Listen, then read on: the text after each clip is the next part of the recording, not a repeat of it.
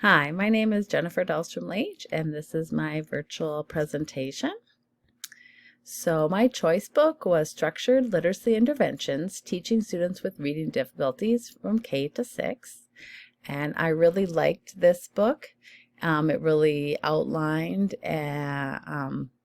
different skills and unpacked them. So you really, from all the skills that students need to learn how to read, went from phonics all the way up to written language, and it really provided a large range of interventions.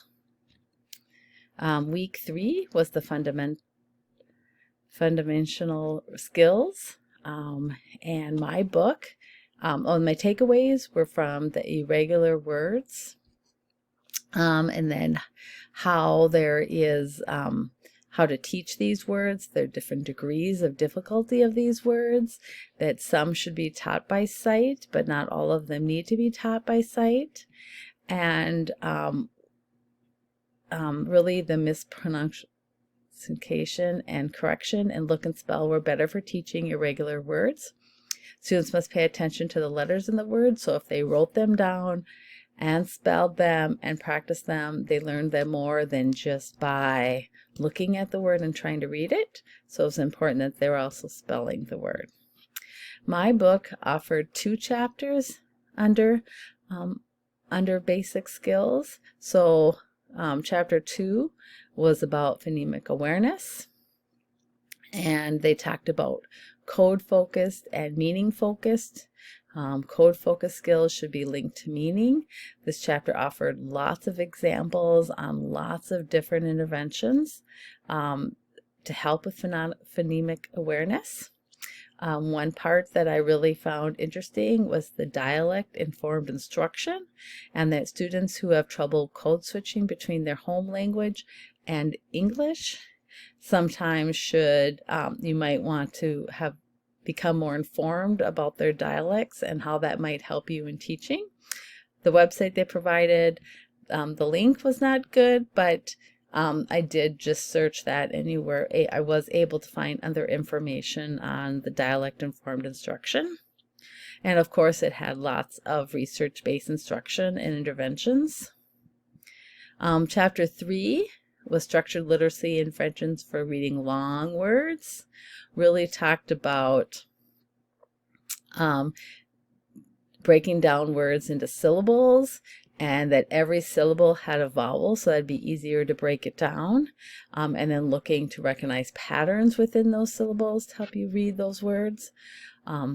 With morphology related strategies, we're really talking about prefixes and suffixes, and that 97% of prefix words contain just 20 prefixes, and 85% of suffix words contain 10 suffixes. So actually teaching those 30 would be the best place to start to help kids be able to break down words with prefixes and suffixes. Also teaching word families was another idea, and how to decode the base word and affixes. My frequency week 4 takeaways were to model your own love of reading and how much you love to read. Make sure you're providing an access to a variety of texts. The knowledge that they have will affect fluency. Timed repeated readings is one of the most effective ways to build fluency. Other ways to teach fluency were like a fix-it game, repeated reading, partner reading, choral reading, and echo reading. So lots of different ways you can use to teach fluency. Fluency offered by my choice book, they really outlined the 3 key aspects of fluency: accuracy, automaticity, and prosody. And really using phrase-cued texts. So if you find phrase cues text help kids learn about, boundaries and intonation and marked cues for the reader so they see the periods. I felt like that was a really one intervention. And the book also went into detail about timed repeated readings and how to set it up, how to start it, how to run it, how to do them from step 1 to the end. So I thought that was interesting. My week 5 vocabulary takeaways, that some words are easily taught with pictures, while other words are more abstract and obviously are more difficult to teach. You should only at the elementary teach about 10 new words every few days. Morphology starts, word sorts and vocabulary word maps were mentioned, and also that textproject.org as a website to go to. Vocabulary from my choice book really talked about selecting important academic vocabulary to teach, really using student-friendly vocabulary, and instead of having students always maybe look for it in a dictionary or in a textbook or online, maybe come up with your own student-friendly definitions, providing extended instruction that maximizes opportunities for students, immediate feedback, and really that you want to be able to have the students be using those words in their own writing and their own speaking, and that would really is the best way for them to learn the vocabulary. The book also provided a framework for a vocabulary lesson, so it really talked about 4 steps: selecting 5 words from a book or text that you're going to read, create those own student-friendly definitions, introduce the target words for your kids prior to reading the book, and then teach the word meanings when you encounter them during the reading. So I really felt that that was a really good way, guide to help planning a vocabulary lesson. Comprehension was week 6. My takeaways were, of course, read alouds were important for developing comprehension. Talked about comprehension and action to learn something that one has become interested in, and strategy instruction is embedded in knowledge building content. So I really enjoyed listening to that Science of Reading Comprehension Instruction by Nell Duke. Comprehension strategies from the choice book where students with language need opportunities to practice skills by listening, reading, writing, and speaking. So to learn it, they really need to do it in every way.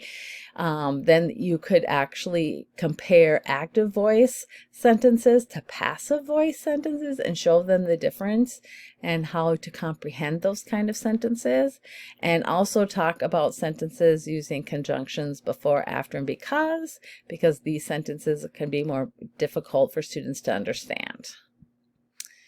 In addition, my choice book had a chapter 4 spelling, and of course it said don't give spelling tests and don't tell students how crazy English is and how messed up things are, and to teach interventions using structured literacy involves using all levels of language, so really lots of different ways to teaching spelling as you're teaching them how to read.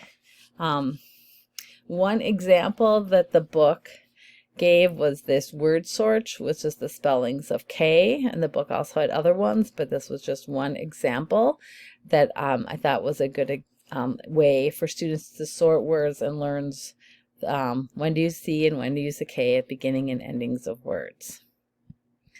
The takeaways from the practicum that I felt that you had to do lots of different assessments if you didn't know students. So I did the tutoring of 4th grade students that I did not know. I had not had access to the teacher or any really minimal information about her. So I really needed to do lots of different assessments to really find out how she struggled in reading.